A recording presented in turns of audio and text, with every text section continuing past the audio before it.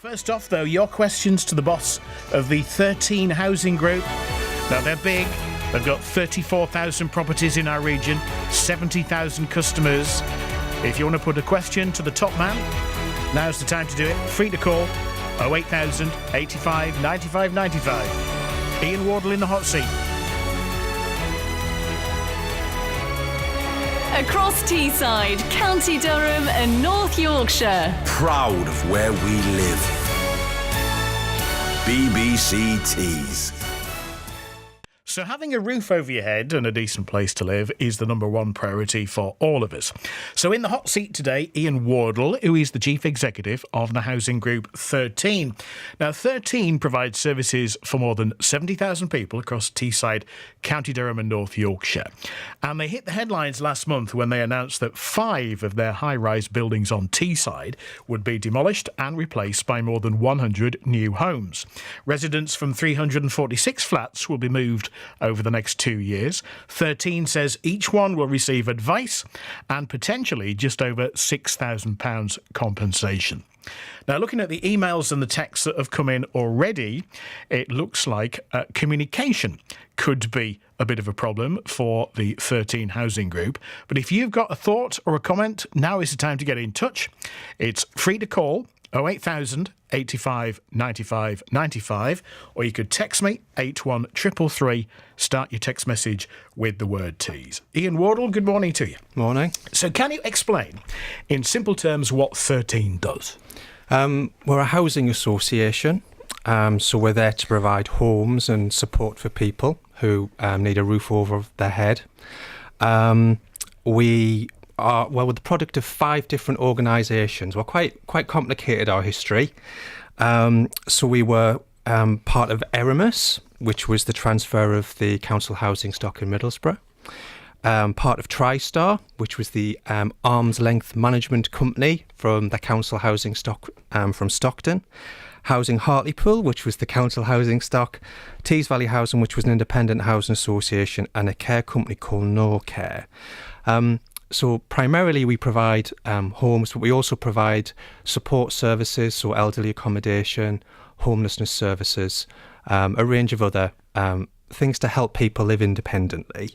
And I suppose the big thing was the change where council houses were transferred to housing associations from about probably 1998 to now. About 1.3 million homes nationally have transferred from councils into housing associations, because it was seen as a way of raising finance to invest in the homes to bring them up to a better standard. And of course, a lot of people were unhappy about that change, weren't they? You know, they believe, and many still do, that local councils should be in control of providing that housing. Yeah, well, whenever anyone transferred from a council to a new housing association, there was a ballot.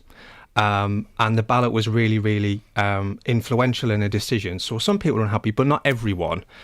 Some saw it as a real advantage because some homes had been starved of investment because of tight finances. And, in the case of 13, we've invested hundreds of millions in the home, and we'll continue to invest. I think it's about 30 million every year in our homes. It's a big part of making sure we've got a decent home. But you need to make a profit, don't you? So clearly, in return for you making the investment and putting the money in, you could argue that we're paying over the odds in the long run. Well, we're not for profit. So we make a surplus, which is not like a profit in a private company where it goes to shareholders and then there's a dividend, and we don't operate in that way. We are a community benefit society. We're not for profit, so the surplus we make at a year end goes straight back into services. However, it's still going to be more expensive, isn't it? Because you are putting money in and you will need to make a return on that.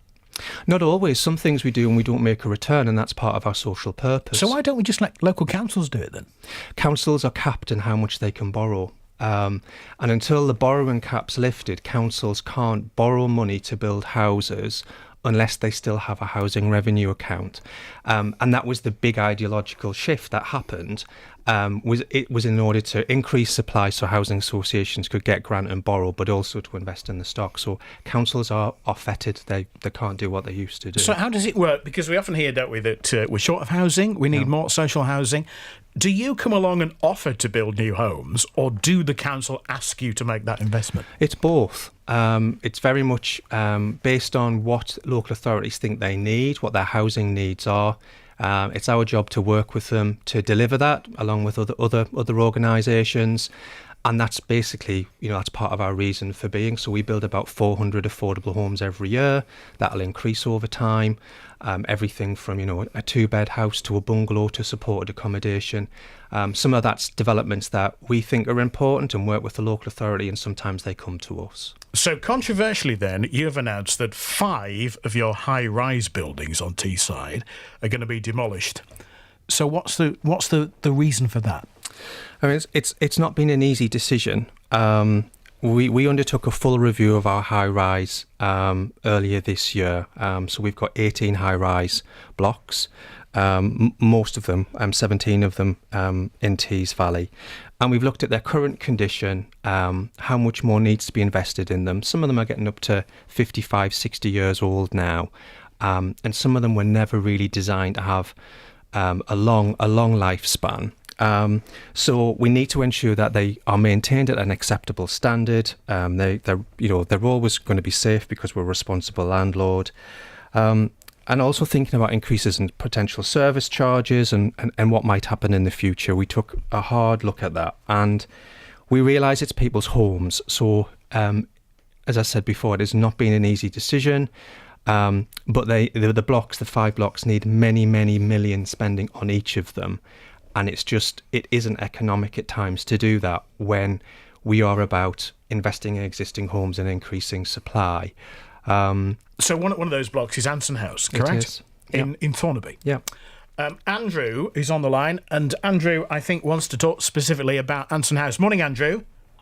Morning. You're through to Ian Wardle, so what do you like to say to him? What I'd like to say is the two blocks are coming down.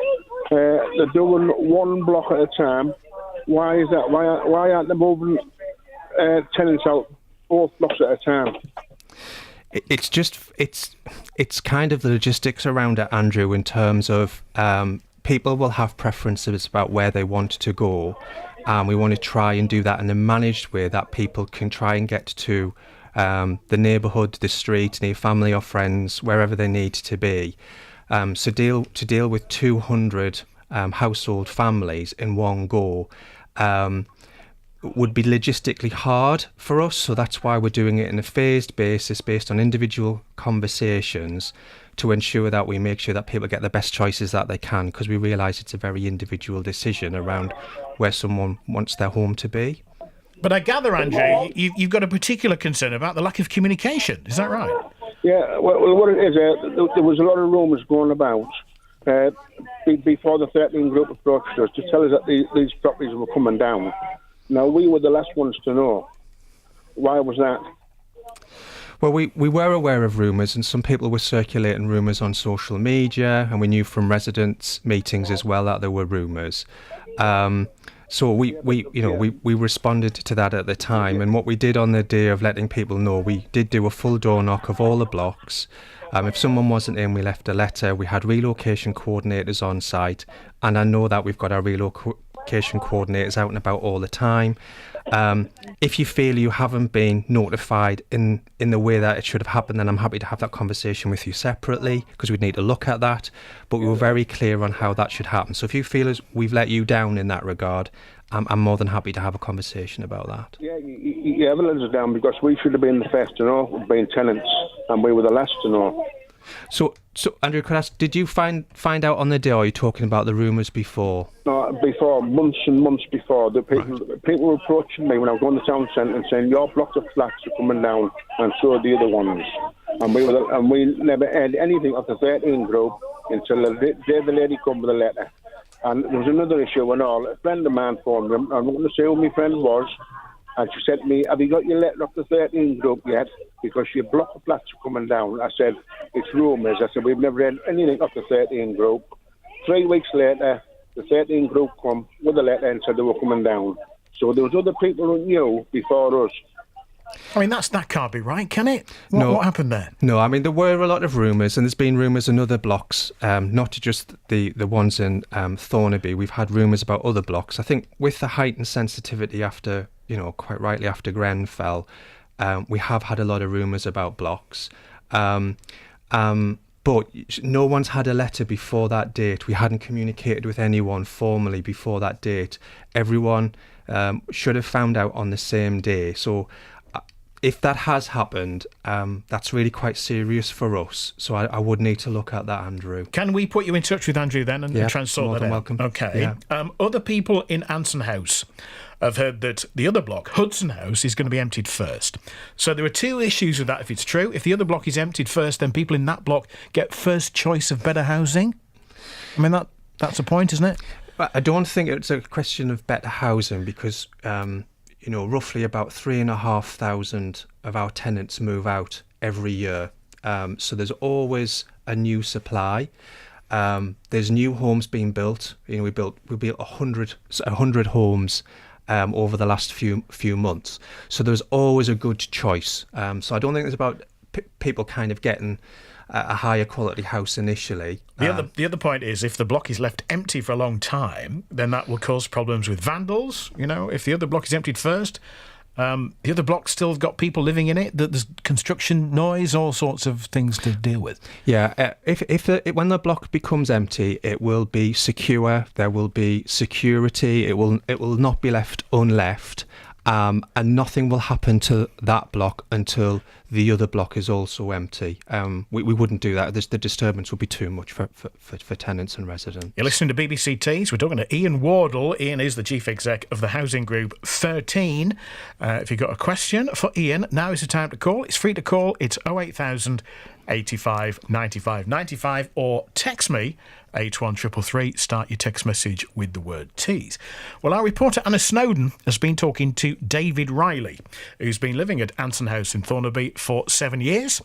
He's been talking about his experience with the 13 group during that time. It's been a poor 6 or 7 years, to be fair with you. From your experience, would you recommend that anyone get a house with the 13 group? Not really, no. Because I think they are a waste of time. We're talking to Ian Wardle this morning. If you could say anything to him or ask a question, what would you say to him? What kind of question would you ask him? What is he playing at? Where's he going to put everybody who's going from here, going from there, going from Middlesbrough? Where's he going to put everybody? How much help have you received, honestly, in terms of finding somewhere to relocate to and kind of helping you out with that process? Not a lot. Definitely not a lot. Not a lot whatsoever. I've had two visitors. Two visitors came to give us a letter saying that they were coming down.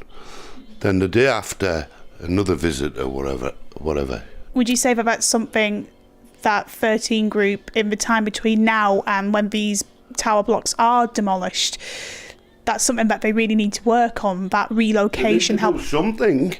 They've got to do something. There's more pensioners and vulnerable people in here. They've got to do something quickly. Myself, I'm 52-year-old. I can do whatever.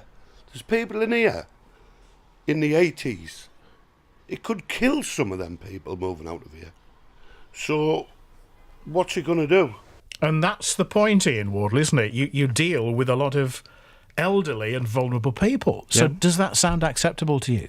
If there's an elderly or vulnerable person, because they're in a high rise, we have a risk assessment for them specifically. So they are dealt with in a very bespoke way. If someone thinks that they're not being dealt with in the way that they should be, then let us know. We do have our 4 relocation coordinators and our neighbourhood teams there.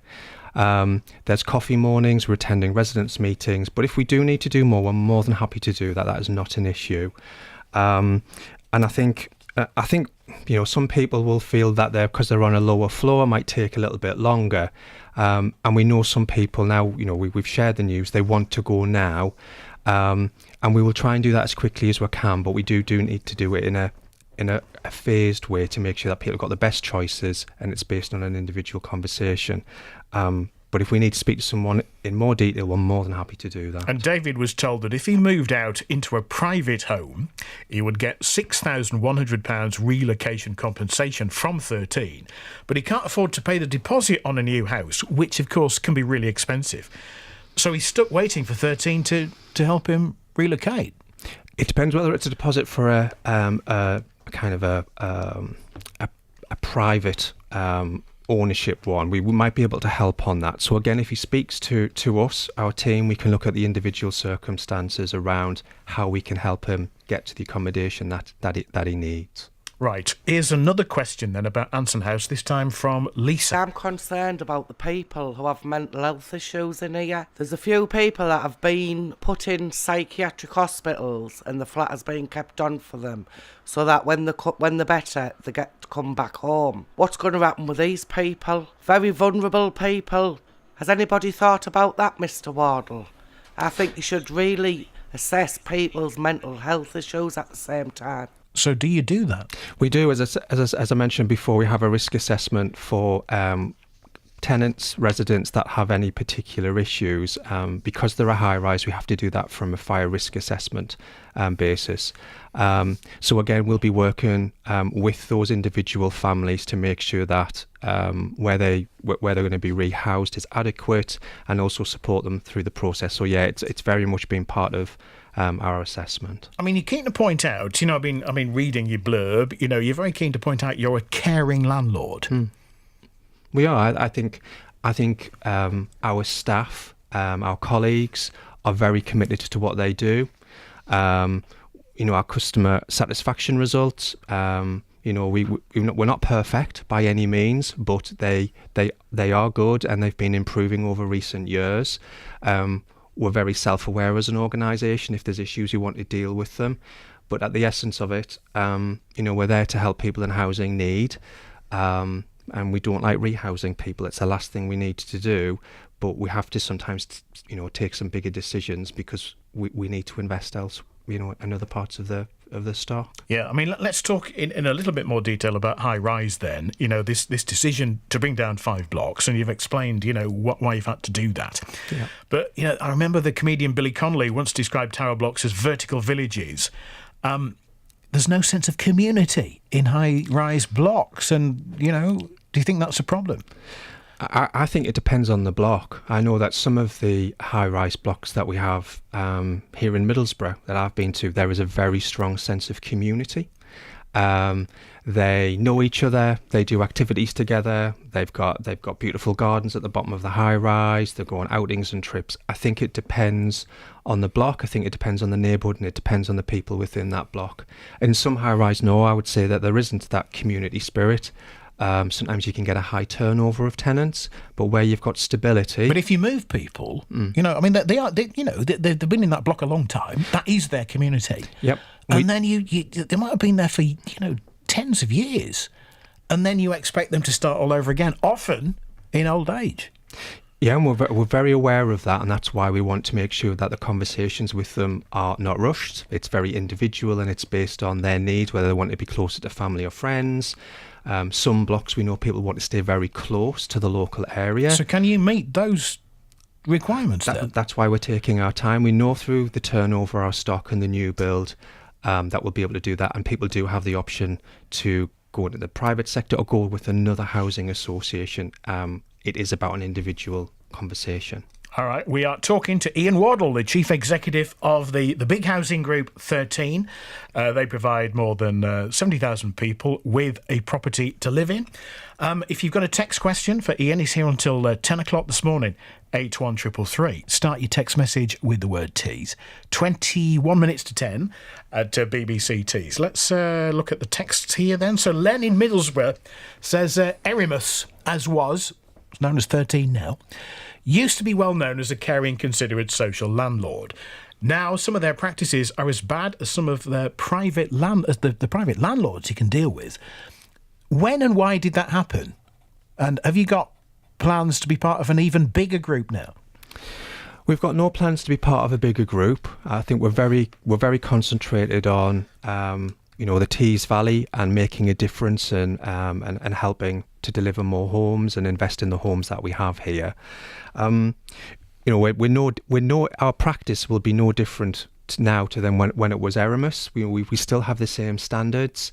If anything, I'd probably say they were better. Says who?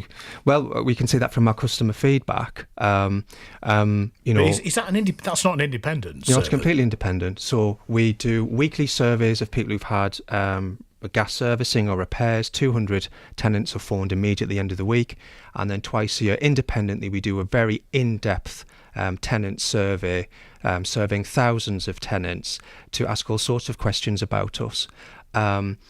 That's only one part of it. It's also about how people feel about an organisation as well, and so that's very important. And we listen to feedback. So again, if people can see a difference and they're not happy with it, we're more than happy to look at that and respond to it. However, in a survey carried out in May this year, yeah, satisfaction over antisocial behaviour has dipped to about 7.5 out of 10.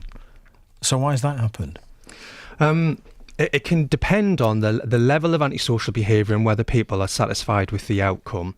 Antisocial behaviour, we have very strict standards around that in terms of response times and how we deal with things, but sometimes people aren't happy with the outcome. Because sometimes there's only so far that we can go, but we will, if it's serious, we will even move to evict tenants and take court order, which we did court order the other week because of really poor behaviour on an estate. We do take it very seriously. But antisocial behaviour, I think, has improved since then. So we sometimes have dips, but we listen to that and we want to understand why. It's free to call. We got to Ian Wardle, the Chief Executive of 13, the housing group, in the hot seat until 10 o'clock this morning. Somebody who's dialed that number is Andrew in Thornaby. Andrew, good morning to you. Good morning, Mike. So what's your question for Ian Wardle? Accountability. We've been attending to 13 that when I try to ring through to their hub centre or their call centre or whatever, why is it that you just can't get beyond that?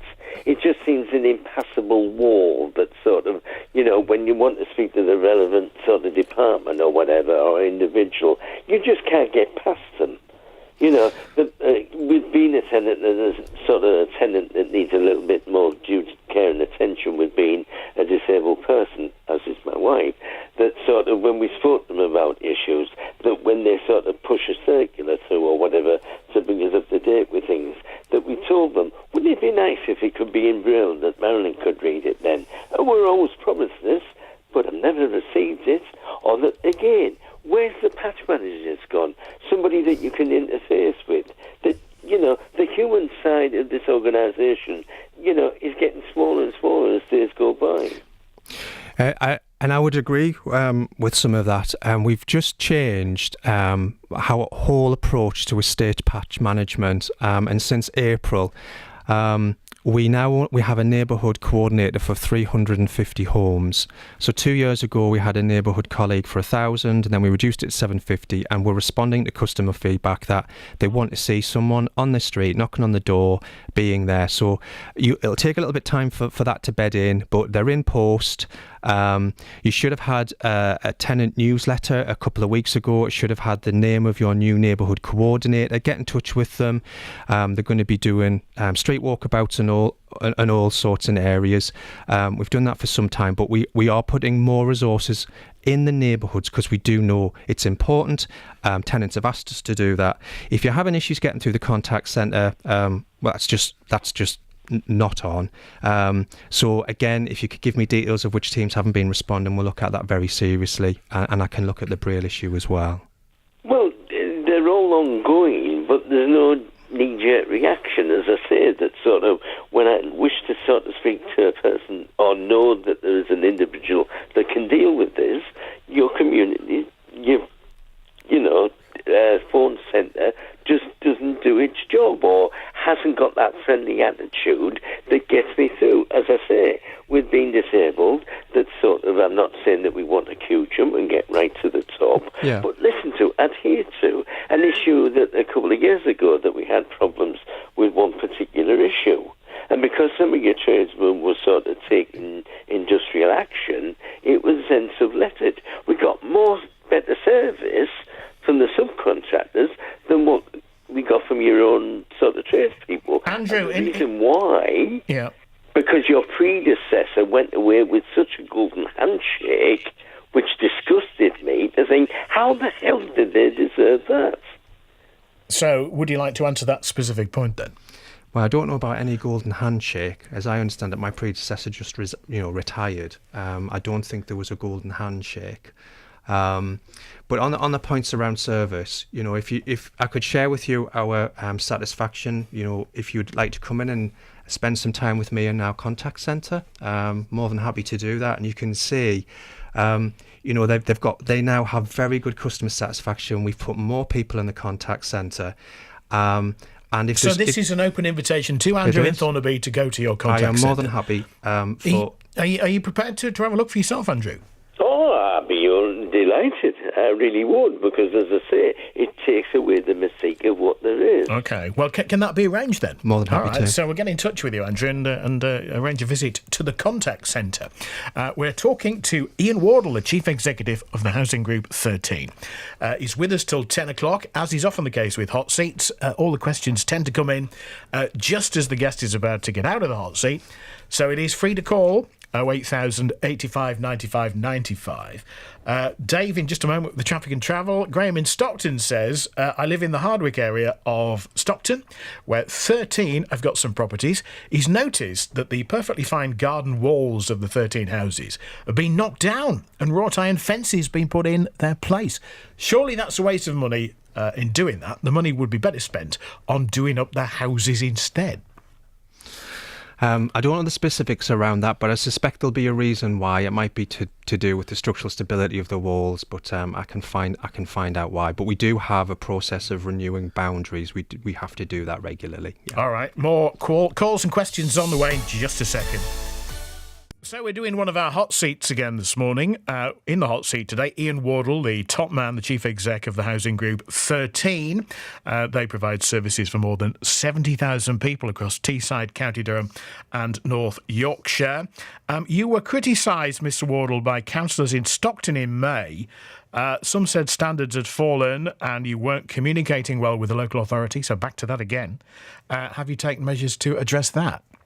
We have, and I didn't agree with some of those comments because we have a very close working relationship with Stockton, and so do our neighbourhood teams. Clearly, there'd been one or two issues where we hadn't responded to an email within our required standards, which was not acceptable. But we continue to work with Stockton and other local authorities. It matters very much to us that we are responding to councillors' issues. So we will continue to work that through. So if you don't do a good job, yeah. who is on your back then? Oh, a number of people. Who do you answer to? Well, we have involved tenants. We've got a customer council. We've got tenant scrutiny. No, but who actually penalises you? Who punishes you if you don't? I've got a board. I'm accountable to a board of independent non-executive directors. So they're entirely independent. They're entirely independent. And then we have a regulator as well. So we've got the regulator of social housing, and we have to apply very rigidly to their standards. We had a big inspection last year, and we got top gradings for our inspection. We have to do quarterly returns, biannual returns. It's a very rigorous process, and then we have other inspectorates as well that we deal with as well. Right. I've received a very long email from Mike Smith, who has sent me a number of questions to put to you. And Mike says, I've tried to discuss these issues and many other concerns I have, but I'm deaf. I can't use the phone. 13 have not replied to my email after I stated I would much prefer to deal with this in emails rather than a telephone, because clearly Mike is deaf. So do you mind if I've got we'll do a couple of these, and then is it okay if I pass the complete list over to you? Yeah. And you promise to deal with his concerns. Okay. Yeah. So one of the questions, why is there a total lack of financial incompetence at 13?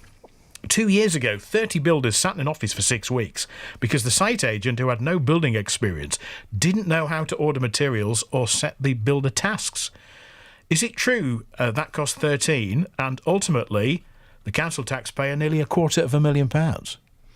I wasn't aware of that issue. It's certainly not been in my time. It may have happened just before it. So that is a very serious issue that we'd need to get even internal audit to look at, if it hasn't already been looked at. So I'll take that away and I'll have a look at that. Another question. Is it true that 13 spent £5 million on having asbestos removed from tower block flats?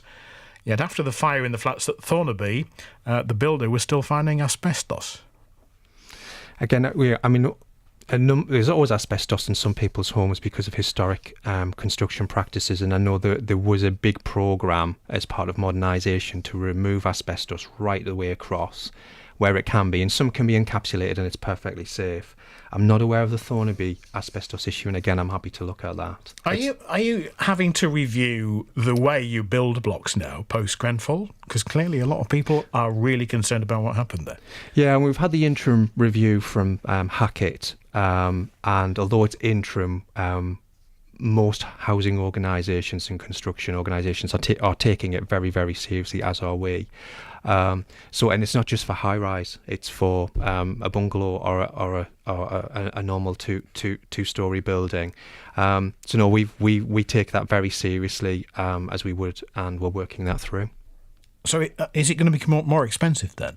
In some parts, it will. And the cost is going to be passed on to the tenant? Well, not so much for 13, because we have an investment programme, and we know that we can deal with those costs within our existing investment programme. So there'll be no loss to tenants. There'll be no probably additional costs overall.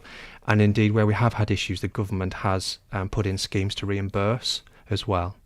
We're talking to Ian Wardle at BBC Tees, Chief Executive of the big housing group 13. Let's talk about Whitby. You've been building a new housing estate in Whitby. People in the town have told us that the infrastructure can be poor in the town, things like access to a doctor's surgery, school places, that sort of thing. Do you take those things into account when you build somewhere, particularly in Whitby? We do. We look at the existing facilities. We will liaise with schools, health agencies to see what the capacity is. That scheme was originally approved in 2014-13, so if things have changed over time, that might be where. But we do look at that. But it's a good scheme, a range of different house types for shared ownership, rent, and a little bit for private sale. And looking at what's coming in this morning, just to summarise, you've got plans to build thousands of new homes, but people are making the point there are thousands of properties lying empty. Why can't more be done to bring those buildings back to life? Yeah, we do. We do empty homes, even if they're not our properties as well. We've invested in a number of areas where we can get properties back into use by some investment. But new homes, it's not just one thing. It's about existing homes and investing, empty homes back into use, and new build. It needs to be a number of things to make sure we've got that housing offer that people want and aspire to now. So have you got any plans then to bring old property, vacant property, back to life? We've been doing it for years. Give me the latest examples of that. We've been doing it in Hartlepool. We're doing it in North Ormsby. We do a couple of hundred a year. It's a really important part of what we do, and we plan to do more. We get grant from it, from the government. They see it's been really, really important. And we'll do it with other partners as well. How do you choose then which ones are going to be refurbished and others are going to be demolished? It's liaising with the local authorities. It's based on if we've got stock nearby. It's based on if there's particular issues in an area where we can work to help with antisocial behaviour, work with the community. Sometimes we don't do it. Sometimes we pass it on to community builders so that they do it themselves. So it's lots of different ways, but mostly liaising with local agencies. And we keep being told nationally, don't we, that we need to build more houses. And we're told constantly it's not happening fast enough. Mm-hmm. So how's that going to leave the North East? I think the need in the North East and the North is very different, and often it's portrayed that there isn't a housing need when actually there is. There's a need for 50,000 homes every year in the North. It's just the type of housing needs to be different. And what type do we need? We need lots more bungalows. We've got a lot of, our elderly population is going to grow by 40% over the next 30 years. The biggest waiting list we have is for bungalows, and we're going to be building a lot of bungalows because that's what people need, and that's what. But that's not a good use of space, is it? Bungalows. It isn't. But some builders won't do that, but we will, because it's dealing with housing need, and we find that people are very happy with bungalows, and that's what the most important thing is, if they feel settled in their home. So we've got some bungalows going in for planning in Middlesbrough, and we've got some elsewhere. So there is still a housing need in our area, but it's changing and it's adapting to what people need. And there's, all the jobs that are coming to our area, people want different types of accommodation, be it rented or whatever. Are you sure big is beautiful? A lot of people want to go back to the days of the smaller housing associations because it was easier to deal with them. I don't know if that's perception or reality, to be fair. But I also think that the great thing about the size of 13 is its financial strength. It means we can do more good in the community. It means we can invest more in homes. We can build more homes. And I think we've had growing pains as an organisation, and we're working some of that through. But for us, it does feel having 30,000 homes in Tees Valley gives us a lot of impact, and it means we can do a lot of good. So what is the biggest thing that needs fixing? What's top of your wish list? My wish list is that I wish that tenants had more money in their pockets and they didn't get into debt. We see a lot of hardship within families, a lot of people on low incomes. So that's probably the biggest thing. And this, in on the texting, can you put this to Mr. Wardle? How is it feasible or right to let a 3-bedroom property to a single mum with 1 child and a 3-bedroom property to a couple with no children? Depends on the housing needs and their banding. It could be a priority need because of medical needs, or they're fleeing domestic abuse. Often it's seen as not adding up, but they don't know the individual personal circumstances sometimes, and we do have a banding system if there's a medical need or an urgent issue. Is Brexit going to affect anything? It could do. It could affect materials. It could affect our ability to get labour to build new homes. There is some uncertainty for us on that. Yeah, we'll just have to wait and see how it unfolds. So if there's a no deal, we would appear at the moment to be heading for a no deal. What does that mean for you and your tenants? For us, it's just continued uncertainty because we can't really see what the contingency planning is for a no deal. Our worry is, costs of living increases, certain materials or supplies can't be sourced, and there's an interruption in services. So that would be our big concern. And where is the biggest shortage of housing stock in our region at the moment? It depends it goes from estate to estate. We have pressing needs. People want to be in specific locations. Or our biggest issue, as I said before, is people want bungalows and need bungalows. We do a lot of adaptations to people's existing homes so they can live there, but we do need more bungalows. Ian Wardle, thank you very much indeed for taking questions this morning in the hot seat.